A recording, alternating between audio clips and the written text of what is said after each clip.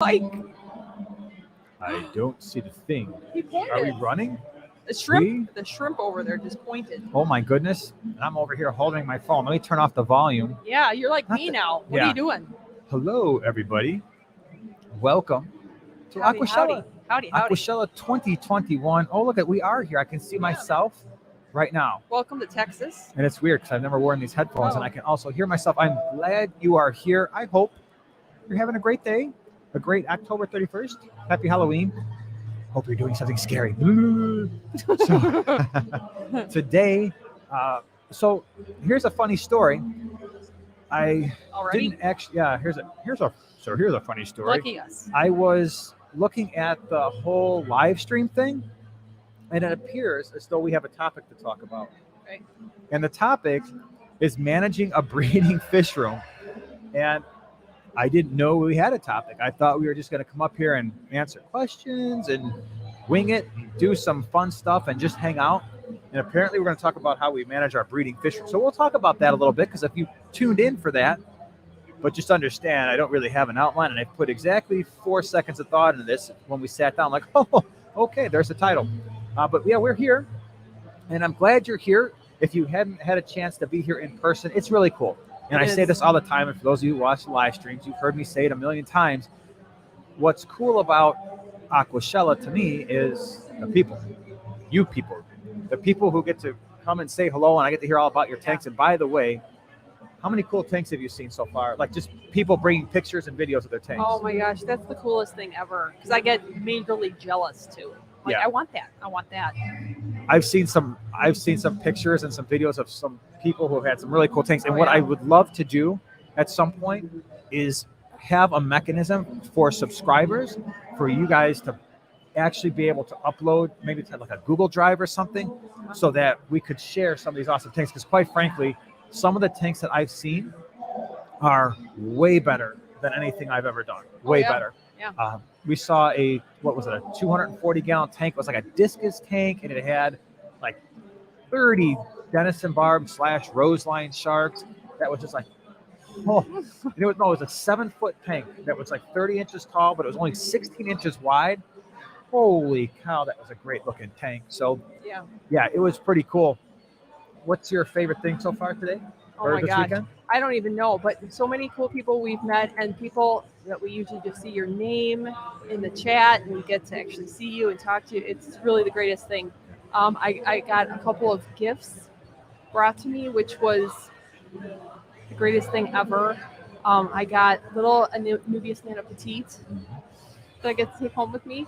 And then I also got a bucket of rocks that are the coolest rocks you've ever seen. So it's really fun when you meet people that are exactly like you. You love rocks, you love scaping, you love plants, and just everybody here is in the same addiction. It's great. And one of the things I can tell you is you are going to see, I spent a lot of time at one particular tank, and I am fairly certain that video will come out on Friday.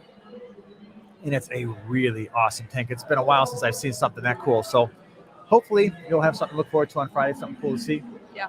So let's talk about this subject that we have here, which is managing a breeding fish room. Yep. I think the first thing when we think about how we manage our fish room, whether it's breeding or not, I don't know if that really matters so much about how we approach the maintenance side of things. So one, I think, is one of the most important things, and that is I, for the most part, don't do the maintenance on our tank. So I've said this before a million times. Our boys do that. They're now 17 and almost 14, and that's one of their jobs. They're an employee where they actually maintain our fish room. But in terms of the maintenance aspect, our stuff is pretty straightforward. I think early on, when you start to get into fish keeping, it's important to understand water parameters and what they mean. It's helpful, very useful to test water just to understand, okay, what are my parameters, my water hardness, my pH, that kind of thing. Nitrate levels, making sure you have no ammonia, no nitrite. But once things get settled in and you know, okay, based on your bioloads, based on the fish that you're keeping, how often you feed, whether or not you have plants, stocking levels, doesn't change that much. And you settle into a routine and it becomes fairly automated. Now, I say that, but you actually do maintain your tank. So you actually do, Yes. believe it or not, you, Joanna, does a lot more like actual fish tank maintenance than I do, a lot more. Because you've got to do the whole nano. And how many tanks do you maintain on that nano nook? Well, the nano nook is only 10 tanks. I had 20, it's down to 10, but I've tanks, other tanks throughout the house. So it's a total of, I think, 17, 18 that I have throughout the That's house. actually kind of messed up. And I'm my own employee. You are. You are your own employee. That's right. I didn't really realize that you had that many tanks to maintain every week. Yeah. Do you basically do the same things to those tanks every single week? What are you doing in terms of maintenance on those tanks? Well, I like to pick a day that I do the nano nook as a whole. I'm thinking about switching it and doing maybe like partials, just doing certain tanks. And I may do that because I am making a change on 2 of the shelves. I may split so I have, just more time to focus and fix the scapes and maybe redo, because I am looking at some scape redoing. But I do like to pick one day, and then I can kind of combine it with watching some of my favorite shows. I got a little hookup on the shelf to hold my phone, and it just becomes like an event.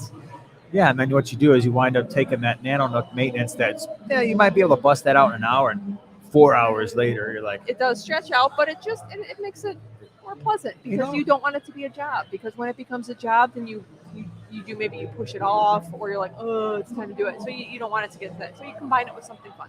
And we say that, I think we say that almost weekly at this point. Don't let your hobby become a job. Yeah. If it's your hobby, because the minute it becomes a job, trust me, it becomes a chore. It becomes a chore. Yeah, absolutely. And you did mention, even though you went from 20 to 10 tanks in the nano nook, the volume of water, I think, actually went up, right? Because you added, instead of having, let's say, I've got 5 2.5 gallons, it's like, well, now that space has got a 20-gallon log. So you're still changing more volumes of water. When it comes more specifically, I would say to all the tanks, when we're maintaining all roughly 80 tanks in our fish room, we do, at least initially, use nitrate concentrations to determine water changes. So a lot of people ask, how much water should I change in my tank? And that's, believe it or not, for me, not the easiest question to answer, because there's no one cookie cutter right answer. A lot of people say, just do 25%. What I find hilarious is when you look at the packaging, and you brought this up in one of the videos, you look at the packaging on lights or a kit tank, and the directions just say, set up the tank, put in water, add your dechlorinator, add your fish, and then do 25% water change every week. Okay, well, what if you've got a heavily planted tank and all you've got in a 20-gallon are, 20 neons? Yeah. You don't need to do 25% every single week. You probably do 25% once every couple of months. Okay, well, what if you've got an Mbuna tank and you've got a, 55-gallon, and there's 25 full-grown Mbuna in there that you're feeding fairly heavily? 25% isn't going to be nearly enough, and you're going to do that 25%. You could do that for a week, a month, 6 months, and you test your water in a year, and you're in for a surprise, because, your ammonia nitrates, they're fine, but your nitrates might be 250 parts per million, and you're like, that's why those fish aren't doing so well. Yeah. So we have different level. So for instance, our Mbuna tank, we'll do 75% once a week. There have been pleco breeding tanks where we had to do 60% 2 to 3 times a week.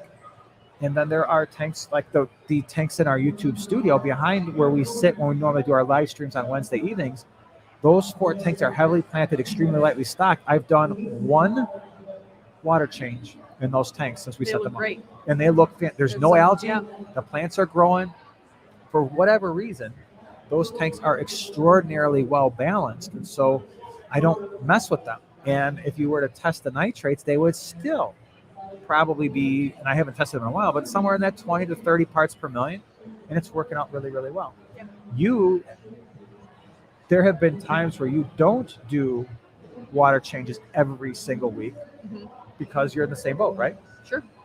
And I would say Would you consider any of your tanks heavily stocked in the Nano Nook? No. I wouldn't either. I'd say the most heavily stocked tank that you have is your farm tank. Yeah. But it is. because you've got mystery snails in there, you've got the green neons, but And a betta. And you've also got a I've got ton tons of plants. of plants. Yeah. Even that one, it doesn't require a whole lot of attention. Yeah. But you generally do a once a week thing, but your water changes are small, like maybe 10%. They are. So that's actually a good thing. Still takes her 4 hours, but whatever. I would say on the other side of the maintenance thing, so water changes are definitely the most time. I don't even know if they are the most time consuming, because at least for the boys, when they're doing all the larger tanks that are a little bit more heavily stocked, especially our breeding tanks, we are doing filter maintenance every single week on every single tank. And so that can take a while. We use primarily sponge filters because we have so many tanks, and it's impossible. We don't have enough power to do hang-on backs on every tank, and I wouldn't want to anyway, but that takes a little bit of time. I know it takes you a little bit of time. It's probably what you said your least favorite part of the maintenance? Probably. So yeah. Just because you got to make sure those sponge filters for us, because we're only using sponge filters, they have to do a decent job of not only the biological filtration, which they do great, but we rely on them for mechanical filtration. And the only way that we get decent looking water is when we maintain those things every week. So they have to be rinsed out, but that's pretty time consuming. But other than those two things, I don't think there's a lot else that we do. No, I mean, except for you're always going to regular maintenance. Weekly maintenance is so important, just because even maybe you don't have to do a water change, but you do have to look at the tank. You should be looking at the tank every day, but then you can be looking at it once a week for other things that you just have to keep your eye on before things turn bad. Absolutely, yeah. So I think a while back on your channel, did you do a video about the things that you do in between your normal tank maintenance? Yeah. It can basically save time. So you may think, well, I got to do extra work. Not really. Yep. So if you're just topping up a tank, if you're cleaning the glass, it's going to probably be a whole lot less work for you. Absolutely. In the long run. So I'm looking through the chat here, and so one thing, look at that, dude. That's cool. Right. If you have questions or you want us to answer questions, because I keep forgetting, it's only a 45-minute live stream. It's not the normal hour and a half that we have. So if you have questions you want us to answer, usually the easiest thing to do, and I see a Real Madrid fan, they actually did it at Prime Time Aquatics. That's going to highlight it for me, or at the Small Scape, that will highlight it for Joanna, so we know there's a question there that needs to be answered. And we'll be happy to answer questions. So if you got them, fill up that live chat, and we will do our best to answer the questions that you have. So good evening from Kurdistan. My favorite bald fish tuber, of course, with John as well. And big love to the Small Scape. And this is Joanna. I'm not reading it, so I can't look over your shoulder. But thank you so much. Appreciate it. I'm wondering if there's anybody listening that's actually been here this weekend, and have we met you? That'd be really cool. That would be sweet. So we'd love to know if that's the situation. The Fishy Whisperer at Aquashella, you helped me get into the hobby. That's pretty cool. I saw one of your videos and wanted a tank. Oh, the rest is history. This is the coolest thing, I think, is when I keep hearing people come up and say, oh, you know what? A year ago, I had no tanks, or a year ago, I bought my first tank, and now I've got 5 or 6 or 7, and I really love the hobby. And it's really cool to see people. I especially love the aquarium hobby, the fish keeping hobby, because you're learning about ecosystems, you're learning about life, you're learning about science and biology and how life works and how it all works together. And that's really exciting when you get people who understand that and they're really excited by that as well. Yeah. And I keep telling you this, but if you ever get a chance to go to one of these, the cool thing is a lot of people here probably don't have tons and tons of friends that they're going to appreciate their fish tanks and their fish and all the goofy little tiny things that you see that they do that are like, wow, that was awesome. But when you come here and you come to the fish tube booth and you can hang out and talk with people, or talk with people who have, they're selling fish, or the vendors, they all get it, and they get excited too, right? Like, oh, that's so cool that you're your cory cats bred, or when they do that pile of cory cats in the tank, that stuff is all cool. We all get it. So All right. Can I? Yeah, sure, cool. All right. I got like a few things, so just hang out there for a second. All right. So I want to say shout outs to a lot of our peeps here. Killer Kitty 08. I'm gonna get your question in a second. And then Ricky. Hey Ricky. And Eric Y Rock wants to know. Sorry for me. What substrate do you prefer in your nano tanks? I love top fin black sand. It's my favorite. But I am getting ready to try out. I was in an aquascaping contest, and we had access to a bunch of different substrates that I am drooling over. I got the name and number of this stuff, and you're gonna love it. You're gonna love it. It's so cool that I want to give it a shot. And I also got some from Flip Aquatics in the last show that I have not used yet that I'm super excited to love it too. Now the question is from Killer Kitty 08. Are you ready? I'm ready. Is there a specific plant or decoration you add to breeding aquariums to encourage fish to spawn? It depends on the fish. The answer is yes. All right. If I were breeding shell dwellers, you add a bunch of shells, and a lot more shells than you think you're going to need. So if I had, let's say, a 20-gallon long, and I want to start a multi-tank, and I had 6 multis, to that 20-gallon tank, I'd probably add pretty much an entire bag of shells. I'd probably add 24 shells, and then what I would do is I would let the multis move those around, pick the ones they want, because often what they'll do is they'll take 4 or 5 and stick them in a corner, and then they'll just kind of choose all of those. If I were breeding pistols, or I were breeding rams, or I were breeding bristlenose plecos, those tend to be fish that like to do cave spawning. I tend to be very strategic about where I put those caves. And I'm glad you asked that question. It's actually a really good question. If I were breeding a cave spawning fish, I love to put the caves in an area where I can't see them. I know that sounds weird. It's like, well, you're not going to see if they're breeding. You're right. You're not going to see that. I mean, you'll see the after effects. You'll see all the fry that are swimming around, little tiny slivers of fish. You'll see lots of babies. Lots of babies, Rob Lupton. Lots of babies. He's over there. He's adjusting the cameras, and he missed the lots of babies. But anyway, I like to put those caves in a place where the fish feel really comfortable, really protected. And yes, I'm not going to be able to see them, but I'm okay with that. If I were doing the rock-dwelling Lake Tanganyika fish, like the Julidochromis that we have, or the Lelupi, or Ornatus, or Transcriptus, lots and lots of rock work, lots of crevices. The rock work sometimes is going to look a little messy because I want them to be able to squeeze through it. I especially like the flagstone with those fish. Yeah. They breed pretty well. I kind of pile it together as my pile of rocks decorations usually work. But again, I have never, to this day, I have never seen Julidochromis breed, like spawn. I've never actually seen them really like caring for eggs. I only see the results. I only see the actual fish, and that's okay. So I would say, and we don't breed really large fish, or at least we don't try to, things like Oscars or large South American fish. If I did, then you're using like terracotta pots. It's like, all right, well, you're going to see that. Do you? Well, I don't. Anything special? Yeah, I don't for breeding. Well, you do, because you breed mystery snails, and what did you do in that tank? That's true. What did I really? Well, I did leave a certain amount of water at the top of the tank so the mystery snails could go above the water and lay their little eggs, and that worked out pretty well. Yeah. So with the mystery snails, you'd leave maybe an inch or so. Over an inch. You don't fill it up all the way. And for me, that is really tough to do because if I know my boys when they were younger and they were helping with the fish room and they were filling tanks, I'd go down there and be like, hey, just take a look at this. Okay, what's wrong? Well, nothing's wrong. But you see how the water's just not quite up to the top rim? Yeah, I'm like, I really want that above I want the water to go above the top, not the top part of the rim, but the part that, the bottom part of the top rim. I don't want to see a water line. So when it comes to breeding mystery snails, then you have to do that. Well, you don't necessarily have to, because I actually don't in my 20 long.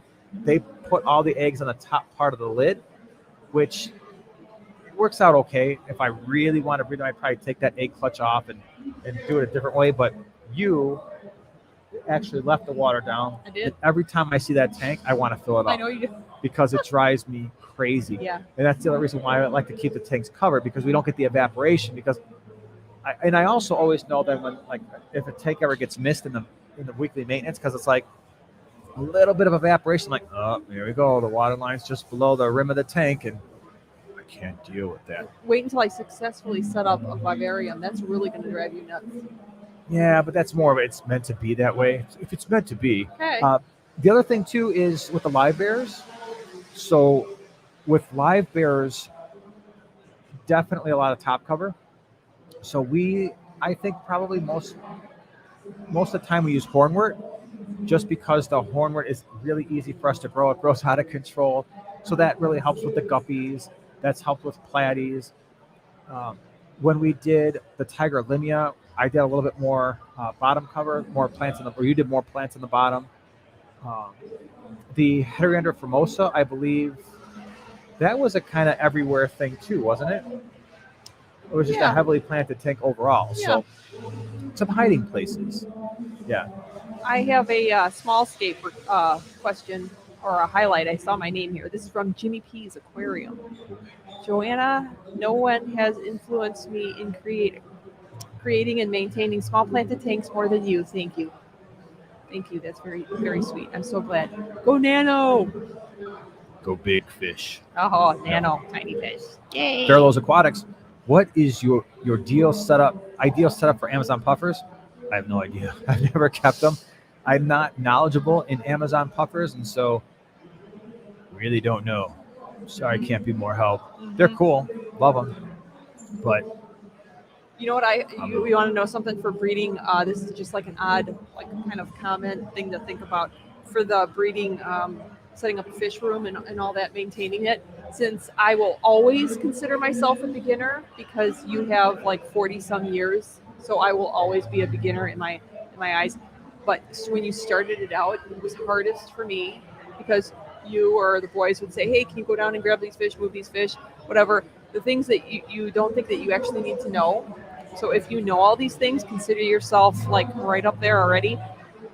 Tank sizes, obviously fish names, are going to be so helpful because you'd say, hey, go down to the 55s and the blah, blah, blah, and get the blah, blah, blah, you know, and what? But the amount of information that you can learn just from that is really helpful and just kind of like an odd kind of thing to say. There you go. yeah, and that kind of stuff takes time. You learn as you go. Everybody learns by doing. Very few people learn by, I read it, I learned it all, and then I magically was able to do it all perfectly because I read about it. Mm-hmm. And then when you're at a show like this and you're looking around the tanks that are scaped and you know what kind of fish, and somebody's like, oh gosh, I wish I could have that fish. What kind of fish is that? And maybe you can help them out and say, oh, that's a something and I saw them for sale, or this is where you get them. And it's just really great.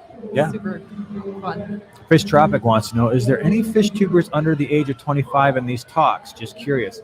In the talks, no. I would say Taylor, Simply Better, was probably she's the youngest. She's the kid of the group, but I don't think she's under 25. So I don't think so. There are definitely younger people in the fish tube booth, which is really cool to see. There's actually some kids who got some channels and they're just kind of starting things up, and that's always really so fun to see. Yeah. There are some vendors here who are on the younger side who are trying to start up businesses. That actually, to me, is one of the most exciting things that I've seen is some of the younger people who are following that entrepreneurial spirit and developing things that they've seen in their young time, their early times of keeping fish, and they're solving problems, but taking it from a different perspective. And I think that's a lot of fun. But in terms of the speakers, I don't think so. But definitely in fish tube land, like in the booth, and this booth is the biggest booth we've ever had. And it's set up very, very well. So I think before we go any further, I would say big thank you to Chattanooga Ed, who, by the way, is like making sure this live stream is running well. He's awesome. Yeah. Carrie and Jesse from Science Gal Aquatics, James Fish Room Fever. This booth, if you see it on video, if you've seen it in the live stream, the only reason this booth looks like literally. So I was amazed. We left on when we drove 1,000 miles, basically one way. we left. Our plan was to try to, we were very booked on Thursday. We were going to try to get here Friday, and we had some things to do Friday morning. I was like, okay, we're going to get here Friday morning. John and Lisa from KG Tropicals will be here. Let's all knock this thing out sometime midday Friday. Well, I think it was Thursday. We see this big, it wasn't even, there was nothing. There was no curtains like you see behind us. Nothing was here. And all of a sudden we get a text like Thursday evening and like, how does this look? Like, it's all the banners were up, the curtains were up, the tables were set up. Holy cow, man, they really did a great job. So if you see it, it was all them. We just basically showed up at that point. So what you got? So we got a comment from Jessica, Opalite Koi, at Prime Time Aquatics. It was wonderful seeing you guys yesterday at Aquashella. I'm glad that Joanna enjoyed the Anubias Nana Petite. Jessica was the one who was kind enough to bring me 2 little tiny Anubias Nana Petite. Like, broke my heart. They're adorable. Happy to share it. Meeting y'all made my birthday a memorable one. So let's everybody wish Jessica a happy birthday. Happy birthday, Jess. I'm so glad that Yay. you were there yesterday. It was very nice meeting you. So, and again, I'm so great. I've said it 100. Oh, there's a really scary scarecrow up there. Oh gosh, a whole family of scary scarecrows. I saw a Power Ranger a little while ago, and we could probably use that him wasn't right now. scary, but even the little baby's scary. They did a really creepy good job. We're gonna have to see that more. Anyway, now I don't even remember what I was gonna say because that completely and totally.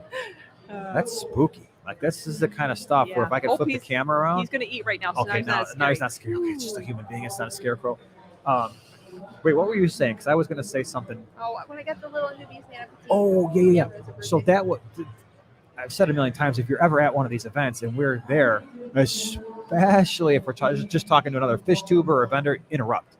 Because we are 100% here to hang out with you. That's the most exciting thing. Again, it's about hearing about your fish and your fish tanks, and we love seeing pictures and the videos that you take. So the other thing is, if you ever come to one of these events and you've got cool fish and fish tanks, I don't want to hear about them. I want to see them. So bust out a little 10-second video like, hey, here's my tanks. Check this out. Here's my fish room. That's exciting stuff for me. I want to see it. So like, I've got these really awesome, I don't know what's, crazy South American cichlids, and they're in this 500-gallon tank, and it's 12 feet long. I'm like, that sounds amazing. Do you have any pictures? No. I'm like, oh, come on, man. What are you doing? Can't do that to somebody like me. I want to see the stuff. But yeah, it's been cool. Master Aquatics, just call me Eduardo. Please ask Joanna, now that you have time to think about the shrimp you'll be getting from Ram. Yeah. Have you decided how and what you'll be scaping that specific tank? I haven't. You know what? That's going to cause some serious. Yeah, he knows. Rob is on to me. Who? Rob. Oh, I live streamed yesterday. Oh, it says Ram. I was like, who's Ram? I'm like, Rob, and you're like, okay, Rob. Okay. Rob. He's on to me of what fish. I want the green kubatai.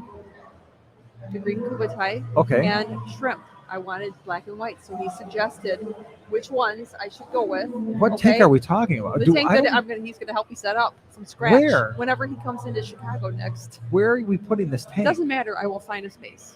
So but the question is how it's going to be scaped. And I haven't thought of it. It's going to have to be as good as I can do, which I'm going to have to do some serious, because I'm all about simple scaping. It's going to have to be awesome. Do you see what's happening here? When was the last time I set up a tank? It's probably been years. Yeah, well, that's how it should be, because you wanted me in the hobby. And now I'm in the hobby. Be Here I am. Be careful what you ask for, because now, so the other day, somebody asked, where's Joanna? I'm like, right now, it was yesterday. I'm like, it's been great because she's so busy between being at the booth and doing the merch stuff and then her aquascaping contest and all that stuff. She hasn't had a chance to walk around here and buy a bunch of stuff. We're going to have to start flying just for it will wind up being cheaper to fly because then we can't bring stuff home, which means you can't spend any money. Then you can fly and I'll drive. Whatever. You're not gonna drive. You'll fall asleep after. How take a bus. How many bags can you pack on a bus? How many of you have ever gone on a vacation, a driving vacation with your family or significant other or whatever, and in your mind you're thinking this is going to be an amazing experience. We're going to drive down the street. It's going to be like National Lampoon's Vacation. We're going to be singing songs, and it's going to be great. We're going to have these deep conversations, and literally within 10 minutes, everybody's asleep. It's true. And you're like, I've got 500 miles to drive today, and I'm basically going to be doing it by myself. Yeah, but this was very different, actually. Usually I'm kind of like I've turned into a baby every time I walk. I get into a car, I get sleepy, and I fall asleep. Not this time. I actually did not fall asleep once this time because I was working the entire time because we're working on a shirt design. Yes, we Spoiler are. alert. And I was working on it like the whole time, which was great. Yeah, we'll have another limited run coming here pretty soon. Heck yeah. Well, yeah, it was actually kind of bad that you weren't sleeping in the car because we had like 50-mile-an-hour wind gusts by the time we got to like western Missouri and into Oklahoma. And then it was raining, and the wind was blowing the rain so hard that I couldn't actually see. Now, that doesn't bother me. I'm like, you don't need to see in order to drive. You just need to figure out where the line is on the left-hand side. As long as you see that, you know you're not going off the road. No. You know there's a massive truck that's blowing all the rain into your windshield. But as long as you've got that, but according to this one over here, you have to be able to see. So she's freaking out. I'm like, what are you freaking out about? And then she almost legit got me into an accident because we were in Dallas. I've only driven through Dallas once. Okay. So it's not like I'm super familiar with all the roads, but we're driving through an intersection and she screams like, "Oh my gosh, Dallas." No, I'm like, in Dallas for 2 days. I yelled the grassy knoll. I'm like, oh my gosh, we were driving through the JFK thing with the where he Brooks was Depository Building, whatever that is. Yes, right by the but she screamed it where there's people and we're going through an intersection. Like, so I basically slam on the brakes. I almost put my face through the windshield because she's screaming about a grassy knoll. I was suddenly propelled into history, and I didn't expect it. When I thought of Dallas, oh my gosh, we're going to be in Dallas. I wonder if we can visit anything. But then it was in and out, and then all of a sudden I was in history. Yeah, we actually did that. We went with John and Lisa. We did. Tropicals. Because they were just as excited. Carrie Science Gal. Yeah. We were all like. It was interesting. I mean, it wasn't like a oh my gosh, fun excitement. It was more like it was very surreal. Yeah. It was very surreal. Highly recommended if you're ever in town. But yeah, I'm sorry I gave you a hard time. Yeah, Fish Tropic really likes my Dr. Pepper can. Yep, sometimes I have to do that. KP Dr. says P. GCCA misses you swap today. Yep, they had their GCCA swap. Wish we could have gone, but we couldn't. We were here. Oh my gosh, speaking of Dr. Pepper, I met somebody, her name is Dr. Autumn. She's a vet, and she takes care, she's actually a vet for shelters. So she'll get calls. They all of a sudden have fish that need to be rehomed, and they're just putting fish in the tap water. So she gets a call right when she's off duty, and she has to run, and she's like, they can't go in tap water, and she takes care of these fish. It was very inspirational. She actually got one of my shirts. That's Small pretty Scape cool. Shirts, and it totally made my day. Fish Tropic said big channel should look for kids that are looking for a start mentorship program, which I think is a good idea. I agree. We actually have spent a significant amount of time, or at least I have this weekend, talking with people, especially younger people who are just starting out or they've got questions about YouTube. And, I make no claims to be an expert, none whatsoever in terms of YouTube. There are people who do that for a living and how to grow your YouTube channel. But we just offer our experience, but definitely. And by the way, we're not the only ones. I think everybody here who's been at it for a while is willing to help those who are just starting out. Because that's what you do. That's just the thing to do, I think. Mm-hmm. Michael says, hi, Jason and Joanna. I picked up some panda cories at my local club swap yesterday. Any tips for breeding them? Yeah, we just did a video on panda cories, breeding and care and breeding. Panda cories, I don't think they're really not that much different than, well, I shouldn't say that. We have a group of 12 right now. They're still a little bit smaller. When it comes time to if we decide to breed them, I think first thing is it's going to be, we'll probably scale that group back a little bit and probably just have a couple pairs. What's worked really, or maybe just one pair, I'll probably throw that pair or a couple pairs in a 10-gallon, feed them heavily, high protein foods. Frozen bloodworms are really easy to get. A lot of people love to do black worms. let them gorge on those. Let the females get the big round bellies, and the females they're larger, they're rounder. It's kind of cool. Check that tank every day, because what they tend to do is a lot of people are like, oh yeah, they just lay eggs on the glass. Nope. Ours, when we breed cories, usually not on purpose, they're on the glass in 500 different spots. They just go berserk. It's like, we're going to breed. We haven't done this for a little while. We're just going to put eggs all over the place. The uplift, intakes of filters on our sponge filters, on the uplift tubes, all over the plants. I think, oh my gosh, there's more. And then, at least there's two things you could do. One is just remove the parents. That's the easiest thing, especially if you've got a dedicated breeding tank for them. Just remove the parents, let the eggs hatch. And then the babies, they'll eat crushed flake. They will eat live baby brine. Like what I did, that worked out fairly well until I had the disaster with the albinos last time, is I actually took the eggs, tumbled them. Once I started to see that we were getting wigglers, I would put those in a breeder box, and the breeder box had a flow-through mechanism where it would take water from the tank itself, cycle it through, and then it had a return that would go back into the tank. So the water parameters in the breeder box is exactly the same as the water parameters in the tank. The unfortunate issue is and the ones that we use, there's kind of like a screen that would prevent the fish from going back into the tank as little tiny babies. Well, that little screen was broken in one part, and so the water was overflowing through the open part, and all the babies were like, freedom and a ride. And they went down the water slide into the tank, and they were no more. But before that happened, I was feeding them live baby brine, and they were all cute with a little crushed flake. It was working out pretty well. And then they went up in the big tank, and their freedom turned into a disaster. All right, what else we got here? Well, just so you know, Master Aquatics just called me. Eduardo says, I'm supposed to remind you that Rob offered to hook me up 100%. LOL. I'm watching your stream until that tank is set up, because he said he was going to just set up. So it's going to be a legit setup. Was it going to be a live stream setup? It should be, somehow a super duper video collab with the Rob's Aquatics, setting up a sweet tank. So this is an interesting concept here. This is Fish Drop. I'd love to see YouTubers integrated into science, into schools. Hold on. I'd love to see YouTubers integrated into science in schools. Oh, yeah. Yeah?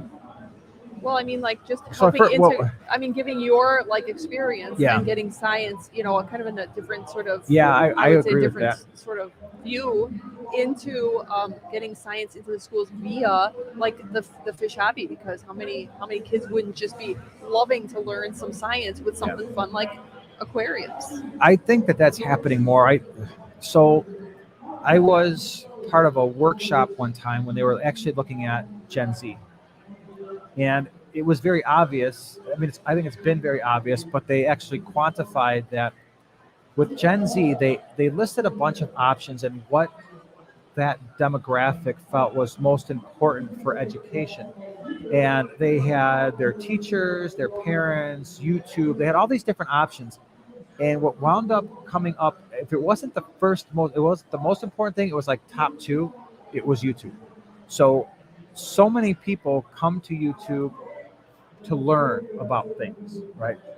So much so that a lot of the students actually preferred and actually learned better on YouTube than they did at their own schools. And if we think about our own experiences, whenever I want to learn something now, I will go on YouTube and figure out, oh, this is how you put in a toilet. This is how you put on a ceiling fan. This is how you add this part to your car or your motorcycle or whatever it is. Or in our cases, this is how you breed this fish, or this is how you DIY a sump system. You're not going, most people don't read about that. They're not going to look for a blog or something, because that takes too much time and you can't see it happening. But that's being integrated into schools and education more and more. When I first read the comment, I thought you were saying schools should have classes on YouTube. I promise you that'd be the worst thing ever, because you would somehow down the road, you'd wind up with people who don't actually do YouTube or have never had a channel that's been successful telling other people how to do it based on what they've learned in a book. Like, no, just go do it. Trust me, you're going to learn the do's and don'ts of that. But I do agree. I think it'd be cool. It is happening where I see a future in education where the teacher becomes a curator, and they pull from all kinds of different sources, and it's not as textbook based. That's not the foundation. What becomes the foundation is the subject, and then you integrate all these other sources from people who are reputable and people who have actually done, who are doing, and not people who have just learned and then talk about it. So I think that's a big difference. Mm-hmm. All right, what else we got here? There was a question, if you don't mind. Real Madrid fan, which one is more challenging, scaping big aquariums or small aquariums? Okay. For me, and I think it's just whatever you get used to. And for me, big aquariums are very difficult for me to scape. And that's why a lot of them just don't turn out the way I picture them in my head, because you just need more stuff. And but there's tricks that I'm kind of starting to acquire, that you can create a large rock formation by using smaller rock formations, but then you need to know the tricks and how you do that. But for me personally, and I think it just depends what you're used to, especially the materials you're used to working with. If you always use spiderwood, you're going to get really good at scaping with spiderwood. If you're always looking up pictures of a certain kind of rock or wood, you just get used to seeing different ways, and it's just becomes very easy. But I personally am a miniaturist, so I love smaller, and it's just my brain works in a smaller kind of canvas. So Yeah. It just depends. Yeah, every time we have to tackle a larger scape, you definitely get I'm like, a lot more stressed. 55 gallon. Yeah. Hold on, there's excessive amounts of cheering. Whooping it up over there. Somebody on the main stage did something cool, and now they're I know. interrupting our stream. It I mean, sounds like they're how having way more rude. fun than over here. oh my gosh, people are having way too much fun, and that's just, it's messing up my vibe, bro. Mhm. Fish Kid 61. Hold on, we got a continuation here. Basically, what is my favorite geophagus species? Huh. That's a tough one. I would say, man, we've kept a lot of geophagus. So in the fish room right now, in fact, we don't have as many as we often do. So we have the geophagus altifrons, the geophagus dicrososter, which are still pretty young. Do we have a third? I know we have a third, and I can't think of it right now. But we've kept Pellegrini, we've kept Tapajos, Wine Milleri, altifrons, Steindachnerai. There's so many. And we haven't even come close to keeping them all. I would say my personal favorite is definitely the geophagus altifrons. Thank you. You were just about ready to scare me, because if you don't pick our names to take fish. Yeah, I mean, I was like, geophagus altifrons, the one we did a species profile, it's the one that you see in our 150. And I don't know why. There are other fish that look like it. So Cerenamensis is another one. Wine Milleri, those. So altifrons, Wine Milleri, Cerenamensis, to me, and the geophagus look very similar. There are definitely subtle differences. But to someone who's just like, oh, I just like geophagus, those are all very similar looking. But I love the coloration of those fish, because it's very, so for instance, Tapajos, it's got a very, there's a lot of contrast in that coloration, where the Wine Milleri and the altifrons, to me, there's just this gradation, I guess is what I'm trying to say. Almost like you see at the cars where they have the paint where it just changes colors depending on the angle you're looking at. Geophagus reminds me a little bit of that, where it doesn't necessarily do that to that extent, but every time it swims around and as it turns, or as it gets into the sweet spot of the tank where the light is really, really good, or it gets near, let's say you've got darker substrate, but it gets near rocks in the tank that are lighter, you do get these shade differences, and they're very subtle, but they're also striking. So that's my fave. That's the one I love. Killer Kitty 08 wants to know, where are your costumes? LOL. Well, just so you know, he's a party pooper. He didn't do any costume, and I actually did a costume, but nobody guessed what it was, because it's actually on my back. Costume. It is. I told you, it's when everybody said, "Are you dressing up?" and I said it's kind of a costume, because I'm making a statement. So anybody watching the channel for any time would probably know one of my absolute favorite things in the world, and I think you'd probably be able to guess what I am. Now, looking at what I'm wearing right now, you wouldn't be able to tell, but I think somebody would be able to guess. Does it have anything to do with That's all I'm gonna say. She basically painted some fish on the back of her shirt. I didn't. And, No, it's glitter. She basically glittered the back of her shirt. Little greenish blue dashes. I went as John Hudson today. I'm KG Tropicals. No, you're not. I'm a school everybody. of green neons. Just so John you know. from KG Tropicals here. Today we're going to talk about filters. That's what he would say. We're Okay. talk about filters I today. wonder what he would Hold say. on. You would say. No, I know. Hold on. Let me try. Okay. Let me try. I'm not going to be able to do this. Now I know you're thinking, what do I need when I have a good filter? Well, today we're going to talk about that.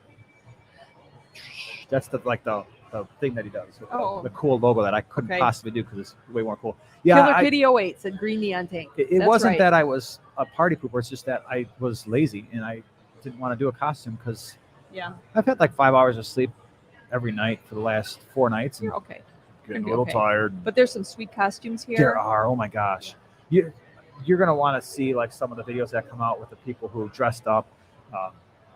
My Simply favorite. Betta's got the one with all the. Is that what you're going to say? Well, there's so many favorites, but Carrie from Science Gal Oh my Aquatics gosh. and Jesse Yeah. are Those are really awesome. Lisa, KT Tropicals, nailed it. Awesome costume.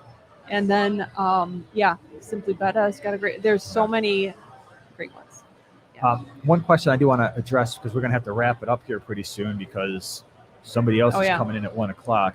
Dylan said, what do you think about keeping a single geophagus Tapajos and 55 with Oblivion Rams? Do you think it would be happy as a single in that small of a space? The space is not a problem. I kept 4 geophagus Tapajos and 55 without too many issues. The problem is going to be keeping it with Oblivion Rams. Believe it or not, at one point I had a 75-gallon with, it wasn't Tapajos, it was Actorictes heckeli, which is basically it's very geophagus-like, but they get even larger. And that poor fish was full grown. It was absolutely beautiful. In fact, if you wanted to see it, there is a video on our channel, something like the fish room before the fish room, where it's horrible video quality because it was never meant to be on YouTube. It was taken with an iPad, probably at like, I don't know, what are we up to like now? 4K. This is probably like 0.25K. It was horrible. But that heckeli is in that 75-gallon. I had a Bolivian ram in there that was probably 30% of its size that terrorized that heckeli, chased it all over the place. The problem is they look very similar in terms of their coloration and that iridescence that they have. And anytime you get fish that look that similar, you run the risk of having them vie for dominance. So it could be the opposite because Tapajos are more aggressive in my opinion, than the heckeli are. So you could wind up with this. I'm not saying you will in a 55. The size is not the problem because geophagus Tapajos. Hold on. There's an announcement. The geophagus Tapajos are not very big. They're not super aggressive for a cichlid, but they are somewhat aggressive as a geophagus, and you could potentially wind up with a problem. So I don't know if I would try it. If I did, I'd have a backup plan. This is Select Pet said, Jason dressed up as John KG wearing Primetime merch. That's right. That's exactly what I did. Clever. How did I do? Did I do an okay job of the KG Tropicals impersonation? Yeah. I think I did okay. I would actually like to see John doing a It's Jason not as good as my impersonation. Irish accent, but I did all right. Yeah. All right. Do we need I to think wrap we're this going up? to wrap this up because I for think we've got other some peeps? peeps that are waiting to take on the next shift. Yeah. Stay tuned. I don't know who that is. I probably should, but I'm sure it's going to be awesome Oh, yeah. because Always it's just the is. way it is. So And thanks. Another shout out to Chattanooga Ed. yeah, he's over Currently there dressed up working hard. as a shrimp. Which He's is dressed up as a awesome. mystery snail. He's not a mystery. Ed, can you please? Do you have a mic? No, you're a I'm shrimp. a banana slug. We are you both are? wrong. You're He's not a banana shrimp? slug. I've been I'm calling a you a banana shrimp. slug. Yeah, you got to check out his live streams. They're very entertaining. So Chattanooga Yeah.